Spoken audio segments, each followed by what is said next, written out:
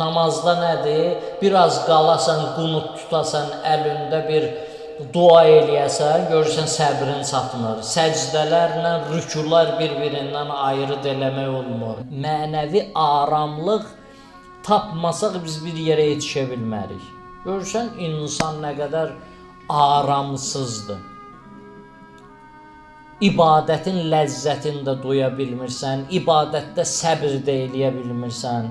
Namazda nədir? Biraz qalasan, qunut tutasan, əlində bir dua eləyəsən, görürsən səbrin çatmır. Səcdələrlə rükular bir-birindən ayrı eləmək olmur. Niyə səbrimiz çatmır? Çünki aram deyilik. İçimiz aram deyil.